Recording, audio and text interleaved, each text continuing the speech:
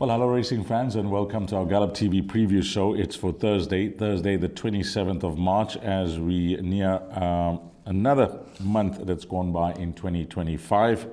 And what's happening at Turffontein? Well, there are 8 races carded. We should kick things off at 12:40. And if you're interested in playing the big one, which is the Pick 6, that will be at 13:50.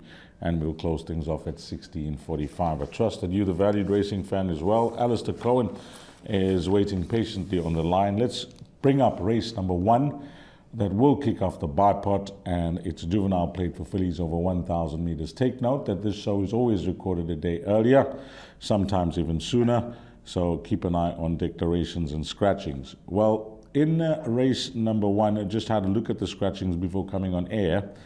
There's a very important scratching of number 8, which is Vamonos. That was at 18-10, so there will be adjustments in the betting. But prior to the scratching, number 4 was at 33-10. That's Malibu. Number 5, Red Caramel at 6-1. And number 7, Say a Wish, the first timer for Jan Janssen van Veren. That was trading at 12-10. Alistair Cohen on the line. And this race meeting on Thursday, Alistair, looking good? Yeah, good day, Dees. Good day to everyone. Saturday looks better. That's going to be the main play. Friday nights and Saturday look to be sensational cards, especially with the Whirlpool coming to the party on Saturday. I must confess, this Thursday card, I've got one play and one play only. I've suggested Jackpot 1, but my day revolves around one horse that we'll get to in just a moment, not in race 1. If that horse arrives, it'll be a good day. If it doesn't arrive, then we'll have a closer look on Saturday. But yeah, you find me well, a little bit under the weather, but all good. Nothing's going to stop us as we continue along. So getting into race number 1, obviously the scratching number 8, Vamonos, probably makes things a little less complicated. It's interesting here because Don Doyaki number 1 and 5 Red Caramel have met each other on both occasions. They both had 2 starts. It's 1-1 between the pair. Don Doyaki ran a stinker last time and returned blowing, so that was the excuse there. Just a few weeks later, so obviously Fonny Bronkhorst has figured things out. Muzieni back on board. I'm of the opinion that number 5 Red Caramel will stay in front of number 1 Don Doyaki. But as far as the first timers are concerned, Dees, I think that one of them will win. Which one? I'm not 100% sure. I haven't had any word about them. I want to start with number 7 Say a Wish. Andrew Fortune rides for Johan Janssen van Veren. This is a half sister to Legal Counsel, who continues to win with Justin Snaith, the son of Legislate, was a winner on World Sports Win in Cape Town Met Day and came out and won again. There's something about Legal Counsel. Say a Wish, although, like I said, I haven't heard anything about her. It wouldn't take much for her to win for an esteemed bunch of owners. And then the other horse in the race, number 4 Malibu by the United States, out of a Mare Mysterio, who was a 1,000-meter specialist, is related to 4-time winner rated 99. It's a full sister to a 4-time winner rated 99, USA's Hope. The rest of the progeny haven't tasted success yet. Lucky Hoodalakers can get them ready first up, so I'd anticipate that the 2 first-timers represent most to look at in the opening leg of the bipod. I'd go with both of them in the opening leg of the bipod just to cover up. Okay, we are going in blind here with those first-timers. The betting is a guide, but I think information from the track will be valuable as well. So if you're playing the bipod, well, for leg number 1, just keep that open until you get some type of information that can point you in the right direction, and that will begin at 12:40. Place accumulator begins in race number 2. It's at 13:15. It's over 1,000 meters, a maiden Juvenile plate as well, and this is how they are betting. Number 1 is Constellation, and this is at 4-10. Then we got number 3, Nyaka Nyaka, at 4-1. Number 5 that was in the betting is now out. That is scratched, 5 Safe Travel. Well, this horse, Constellation, for Matthew and Mike de Kock, betting support for the son of What a Winter on debut. And what's clearly noticeable is the strength of the form line, which I did pull up, Alistair. 2 winners, 1 Fine Winter, and Tina Lovelace. So that's 100% strike rate. It's possibly the form line to follow up in Gauteng when it comes to these maiden Juvenile plates. But more importantly, when you look at the opposition, barring the first-timers, I can't see number 3, Nyaka Nyaka, beating number 1, Constellation. It may be a bold statement, but 4-10 tells a story about number 1. These I can't see it either. I mean, I liked Nyaka last time, and I think that there's a racehorse there. But if you consider that Michael and Matthew threw Constellation into a feature race first time up, there was a touch of support in the Stormbird Stakes, finished less than a length behind Charming Cheetah, who would have been an unlucky loser. The second horse, as you mentioned, One Fun Winter came out, and one she'd probably consider herself an unlucky loser. One of them had to get beaten on that day. The horse that finished behind Constellation in the form of Tina Lovelace came out and won a weak race, but won with a lot in hand. There could be quite a lot to come. D's 1 to 4's the price. 1 to 4's what you're going to get. And if he wins and you've taken 1 to 4, well, then you're a winner. I think he'll win. He's a banker in all bets. Probably worth taking a little double, or maybe an author come if you like something else with the horse I like a little bit later on, which we'll get to. But number 1, Constellation, very hard to beat. I just want to talk a little bit about the jockey title, which I don't think has got as much airtime as it deserves around the country. We're going into a Wednesday card with Gavin Lorena and Richard Fourie on 169 each, and Craig Zaki, who's spent about 2 weeks on the sidelines, on 168. Craig's back on Thursday actually. We are in for a bumper 3.5 months, 4.5 months. Obviously there's an inquiry that is going to be taking place at the end of the month. We will learn quite a little bit more about Gavin Lorena, but to see 3 jockeys like this going hammer and tong, travelling around the country, doing what they do best, racing fans are treated, they're lucky, embrace it and enjoy it. Yeah, I did touch on it yesterday, on, Tuesday with Graham Hawkins for the Wednesday preview show. And the one thing I did mention to him is that when you have a look at jockey titles and the race to the line, it's often between 2 jockeys, and sometimes it's a runaway. The most recent was Anton Marcus versus Gavin Lorena, that went all the way to the line, and of course Lyle Utzon and Muziezi, that ended on the last day as well. But I've never seen 3 jockeys vying for that title, and Alistair is right. The way it is just set up for the next few months, let's see what happens. Race number 3, it is the start of the big one at 1350 over 1600 meters, a maiden plate for fillies and mares. Number 1 is an Nami, is at 33 to 10. And then we got number 2, Intro, at 8 to 1. Number 3, Wagram, is at 22 to 10. Number 4, Flight Light, at 8 to 1. There is some outside betting support here, Alistair, for number 5, which is Quella Chi, 40 to 1 into 20 to 1, Hollywoodbets, and there's very little or no form to recommend there of the recent runs, but take note of that outside money, 40 to 1 into 20 to 1.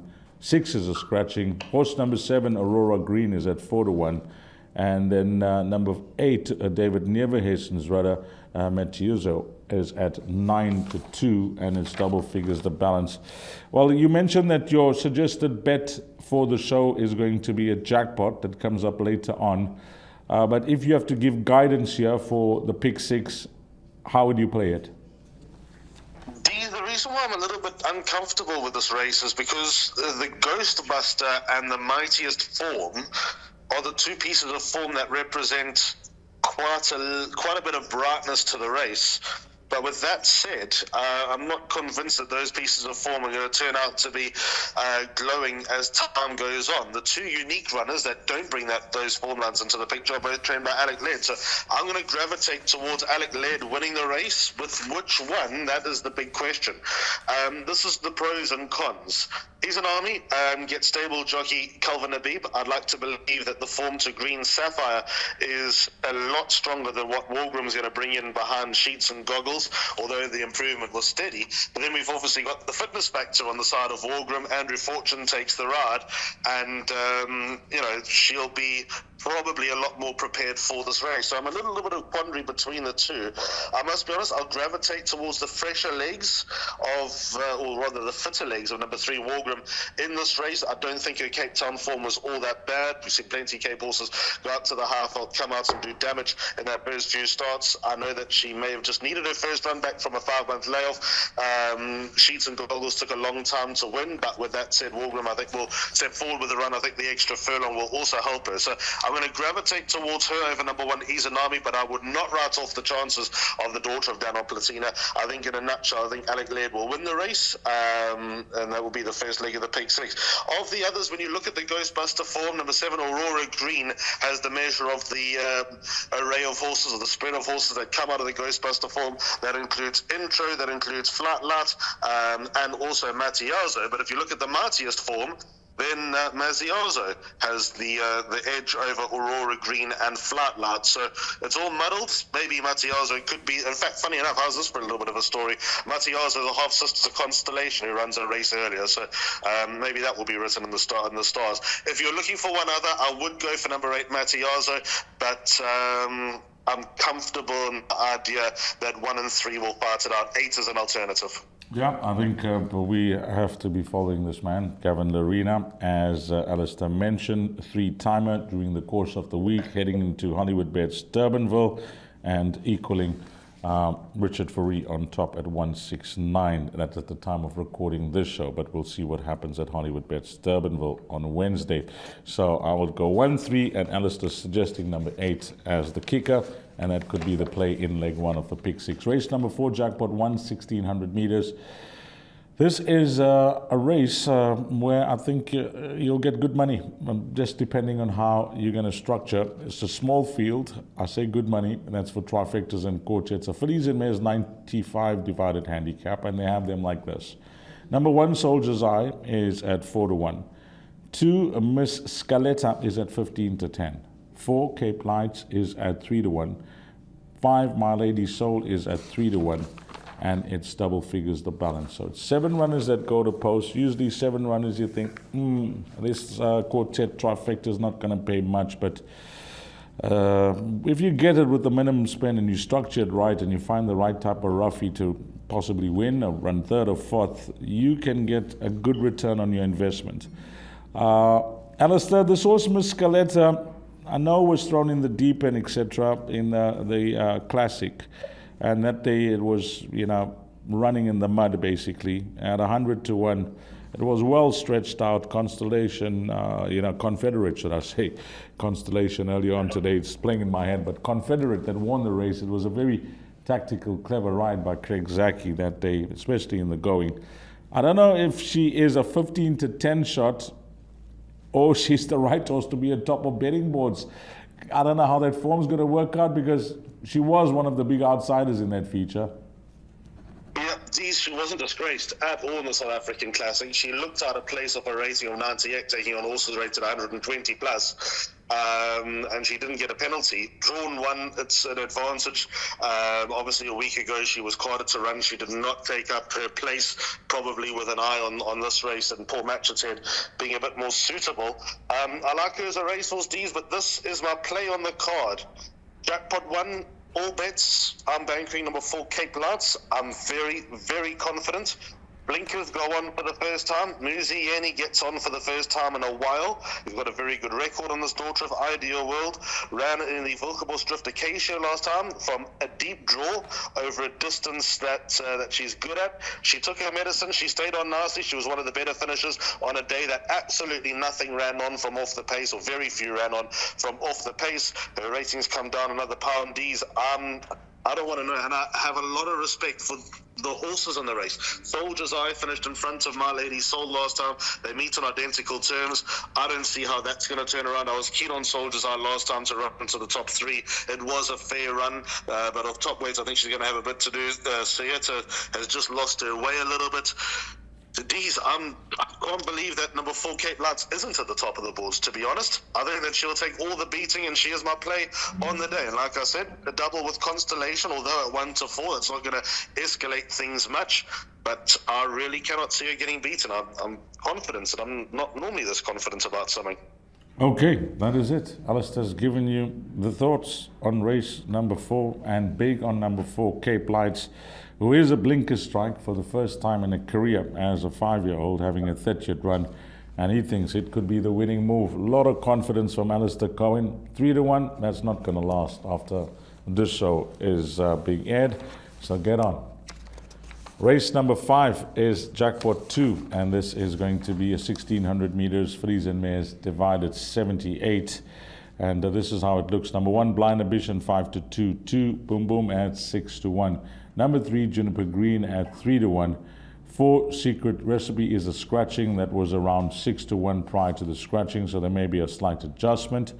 With the other runners, 5 Streisand at 6 to 1, and we got another scratching in the race, Alistair, and it's number 9 Whistle Down. I'll just give you comments on runners that are from the red and black of Sunday Red, Darlin Chinsami. Number 3 Juniper Green. Well, we mentioned last time out on the show that she was well, and they were expecting a winning performance from her. She duly obliged under a great ride by Ryan Munger, considering a barrier position, and she's now drawn 1. But the hike in her merit rating is a slight concern for me, 69 to a 76. And then number 5 Streisand. I'll tell you that Robin Claassen always says that this filly could train on and achieve much higher than when she was racing off an 82. I remember chatting to her, so she said she could achieve much higher than that, but of late she seems to be holding her form nicely, and I wouldn't be discounting her chances in a bet like the jackpot. So that's the lowdown on numbers 3 and 5. But how do you see race number 5? Sadly not as confident in this race as I was in race 4Ds. My jackpot numbers, I've got one of the scratchings in, so you can interpret that as you will. Excuse me, 1, 2, 3, 4, 5, and 8. Well, my numbers in here. So I've got both of the red and black. I want to start with number 8, Pretty Analia. She's the horse that I lean towards as my top selection. She beat Gamer with consummate ease last time out. That was a much-deserved win. She's been her own worst enemy along the way. If you look at the margin of victory, 3 1/4 lengths, and you go back and watch the race and see the start that she got, it was a massive win. That came against Boys as well. I know she's been given a £6 penalty, which is perfectly justified as well. I think with that win under the belt, a little bit of confidence, and the fact that she's probably a good length or 2 better than that after the start that she got. In fact, had she not been in the top 4, she could have ultimately been declared a non-runner. That was the audacious beginning that number 8 Pretty Analia got. So I'd lean towards her. If she doesn't win, she'll go close, but that is just what she does. I agree with you about number 5 Streisand. She's coming back to hand. Her ratings dropped. She's got Andrew Fortune on board. Her last run behind Whistle Down, in fact, even though her last 2 runs have brought about some improvement, I still think that over a mile, although it might not look the case, I still think that this is close to a happy place for the daughter of William Longsword. So I'm fairly keen on her chances. 3 Juniper Green, I still think that she's overall better than a 76, even though she's got a £7 penalty. Draw 1's going to be a big advantage. She went blazing off to the front last time. She never looked like getting beaten.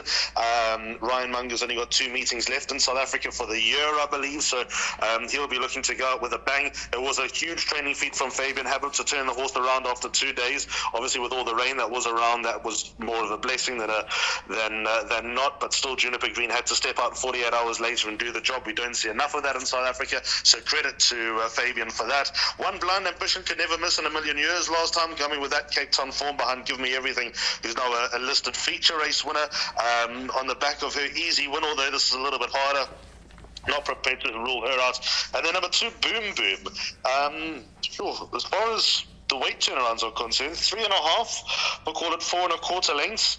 Probably not quite enough, but she's not good friends with the starting stalls as number 2 Boom Boom. If she gets away on terms, she could be quite interesting. So I've gone with 6 horses, including a scratching in leg 2 of Jackpot 1. Okay, going wide there in race number 5 after that banker in leg 1 of the jackpot, which was Cape Lights. Race number 6, 1800 meters, and let's get through it. Number 1, Zip Code, is a scratching. Horse number 2, Ava on Toast, is at 22 to 10. Number 4, Peace Treaty is at 7 to 1. 5 is trading at 9 to 2. There's some money here for number 6, Future Wolf, Alistair, from 6 to 1 into 5 to 1 Hollywoodbets. 7 is Serrano at 7 to 1. 8 Chariot of Fire at 7 to 1. And 9 Gamer, I'll give you the form update, ran on the 20th of March, ran second to American Rebel, only beaten 3 lengths. And if he does take his place, I know he's a one-timer, he's got a nice low weight of 52.5 kgs and fitness on his side and nicely drawn. So that could be the play as well for place accumulators, etc., including number 9 Gamer. I think that's going to be my top choice, Alistair. You know, I've looked at the field, and as I'm chatting now and looking at it a bit closer, a lot of respect for Ava on Toast, Soma and Striker teaming up together. But I'm gonna lean towards number 9 as my top choice. For these, I've got 3 horses in Jackpot 1. You've mentioned 2 of them, obviously Gamer and Avo on Toast, but neither of them are my top selection, but they're in the play. Number 9, Gamer, as you mentioned, fit horse, form update, second. Lightweight, I think, is the key here. Cabello Mazzaniani takes her out for St. John Grade, would be St. John style to run him back.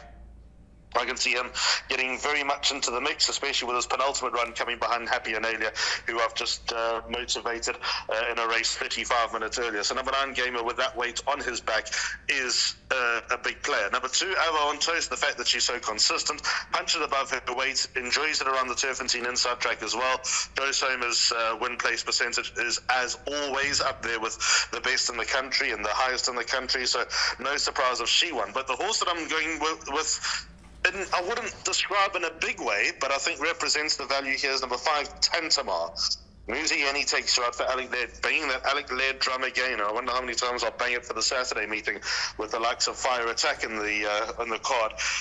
Tantamar, penultimate start, dropped the rider in the apprentice handicap when going off a 28-10 favourite. 3 runs back, probably building towards some sort of fitness. The fact that he was off for a month, ran a very nice race behind Truth, who's got targets during Champions season, and his last run came behind Royal Force. I know Royal Force was a tad disappointing during the week, but I think this horse is down in class. He's obviously down in merit rating. Excuse me. I'm making the horse that they all need to beat, Chiddies.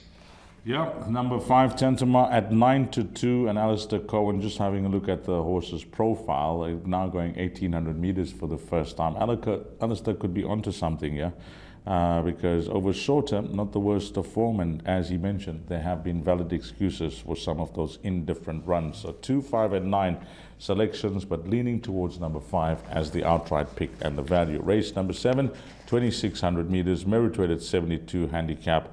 Let's have a look at the betting. Number 1 is Coffee Berry at 4-1. Number 2, Ideal Future at 5-2. Then we got a scratching of number 3. Number 4, Storm Ahead at 4-1. 5, Nuclear Force at 7-1. 6, Clear the Path at 5-1. Number 8, Moment at 7-1. 9 is a scratching. 10 at 8-1. That's Angel's Wish, and it's double figures the balance. What is happening here? I'll give you a form update. I got one of them. Number 7, The Merciful for Tyron Zaki, ran 7th, 8 lengths behind American Rebel. We gave you that form update in the previous race with Gamer as well, coming through from that same form line. Yeah, it looks like I know that you went very wide in one of your legs of the jackpot. Well, jackpot 1 will close here, Alistair Cohen. And what are you doing? I'm going with a field. I hate to say it. This is very, very tricky. There's nothing that really jumps off the page. There's nothing that convinces me that a winner's just around the corner. It's not a race that you'd like to get too involved in. I'll give you an example. Coffee Berry, although proven to have the legs, having run second in a 2,400 meter race under Girish Dukat, now has to give weight away and does have the most awkward draw. There's not much ground until that first turn on the Turffontein inside track of a 2,600 meters. She's probably a horse that we can recommend as a big runner, but she's got quite a bit against her. If you like her, then number 8, Moment, comes very much into the picture. I know that Duke obviously took the 4 kilos off and now gets title chasing Craig Zaki, but up 5 kilograms, and Moment is down 1.5. 6.5 kilos for 4 lengths. I think that's going to bring Moment into the picture here. Jeffrey Saister takes her out for Brett Weber. And if you go back to November, I know it's a long time ago, but Storm Ahead finished in front of Moment over 1,800 meters, and Storm Ahead showed signs of life last time. Been running 3rd behind Solar Sail since winning his maiden. He was a very lightly raced horse. I think he had his issues at Storm Ahead along the way, but now that he's in a racing, well, I wouldn't quite describe it as a racing routine, but now that he's shown a little bit of spark, he's not a horse to totally ignore either. Then we've got the capability of number 5, Nuclear Force. He's got a bad habit in the starting stalls, but capable. This is a bit of a swirl. It's the same old horses that meet again, D's, and it's very tricky. Okay, Alistair going with the field, taking no chances if that jackpot is alive in race number 7. Race number 8, a merit-rated 90 handicap, 1,200 meters. And I want you to give me your thoughts on one horse here, Alistair. I'm going to give you a heads up. It's number 8, in Kandla Gold, whilst I read out the betting. Number 1 is trading at 8-1. Number 2, Address the Nation at 6-1. Number 3 is a scratching. Horse number 5, Secret Chord, is at 3-1. 6, Xantha at 4-1. 7, Kindred Heart at 3-1. And then number 9 is Personal. Hollywoodbets, a recent maiden winner, from 4-1 into 3-1. And I've picked out this horse, Alistair, called Kanla Gold, with Malasede Kachedi, 54.5, nicely drawn at 2. You know, the last start was an eye-catching performance. I know it was at the Val, the classic track, but my thinking is quite simple here. It may be the right move from Brett Weber to, just put this horse up in class and take some weight off, because I go to some of the runs where, he's been racing in some highly competitive races and not the worst of form. I think 12-1 could be attractive in this type of field. I think it's duck or no dinner with number 8 in Kanla Gold, because what's interesting is that he's had 30 start and he's only had one run over 1,200 meters. You don't see that too often. He's been restricted to races over 1,000 meters. He's definitely got the running style to be effective over 1,200 meters, but why haven't we been there before? It's a long, patient wait if this is going to suit him. I think he's got a place chance. I do prefer a couple of others. I think the race revolves around 4 horses here, Dees. I want to start with number 2, Address the Nation. I think he's got a chance. I think he's got a winning chance, to be fair. It's just a matter of whether he's going to be as effective over 1,200 meters than he is over 1,000. He won the race in the boardroom last time out, when getting the better over, when Kinch and Shah crossed the line ahead of him, but obviously the starts in the boardroom went the other way. He's got form to Chocolate Soldier, who would make light of the opposition. He's got form to Fire Attack, Pistol Pete, all among the better 3-year-olds within their grade and their distance class. If you go to the run, only start over 1,200 meters. He came back from a break, and it wasn't a bad effort behind Gorgeous Klein when you consider the likes of Buffalo Storm, Cody and Truth were in that race as well. So he's got a chance, number 2, Address the Nation, but this is a test to see whether he goes back to 1,000 meters forever or whether there are a few options that can open over 1,200. 5, Secret Chord, just seriously consistent. Got a £2 penalty for the last hard-fought win over Blizzard Snow. He was all out last time he stretched. He had a hard run, but it's difficult to knock a horse that's in form like that. The horse that I'm going to lean towards, though, is number 6, Xantha. I'm going to make him my top choice, the son of New Predator. As he's trained Craig Zaki take the ride. I know that the Aussies have been scratching a few horses, like a lot of Ranky-Fontein trainers of late, due to snotty noses and high temperatures, etc. The fact that at the time of recording Xantha is not scratched, he's obviously good to go, or hopefully he'll be ready to go come race day. At this level, he'll be very dangerous. The runs to Winds of Change and Truth of late definitely shine him in a good light, and he's got Zaki on board. And number 7, Kindred Heart. Hard to totally ignore her. Never far away. The best 2-year-old fillies of her generation. She's come to a rating. I know that her rating not dropped from her last start, but she's come to a rating that I think makes her competitive, and she ought to be right in there under Ryan Munger. So those are the 4 winning chances I have in the finale. Okay, 2, 5, 6, and 7. Alistair giving you some numbers, and include number 8 in Kanla Gold as an each-way play as well in whatever bets you are taking. So Alistair Cohen mentioned that his suggested bet for this race meeting is Jackpot 1, and it's up on screen. You want to go through that, Alistair? Yeah, let's do that, Dees. So in the first leg, got that banker, which is Cape Lights. That's the horse that my entire day revolves around.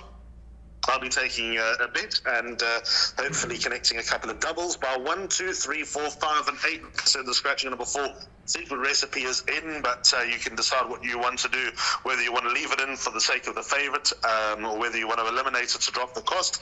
But 2, 5, and 8, Avo on Toast, Tantamar, and 9 Gamer, and then Field in the final leg. Multiply the perm out by 9. The 2 scratchings probably help a little bit, and I think that we can build a dividend in those 2 legs that we've gone quite deep, and even with Tantamar at a reasonable price. Well, Alistair, I know that you're not feeling too well. We wish you a speedy recovery, but more importantly, thanks for your commitment, feeling this way, and get better. That's what we wish you. Get better and get better soon. Thanks, Dees. Well, we've got to get to the races straight after this, so another day's work, but we'll put our feet up and recover over the weekend. Hopefully good to go for Saturday. Okay, that's Alistair Cohen. We thank him for his time and wish him all the best because he's not sounding too good, our good friend Ali. But on behalf of Alistair Cohen, Gallop TV and myself, T. Diamond, if you are playing on Thursday at the Big T and it's the inside track, to you, the valued racing fan, all the best. Find all the winners and hopefully it turns out to be a wonderful, profitable day for you. Until we meet again, you take care. Salanigaste.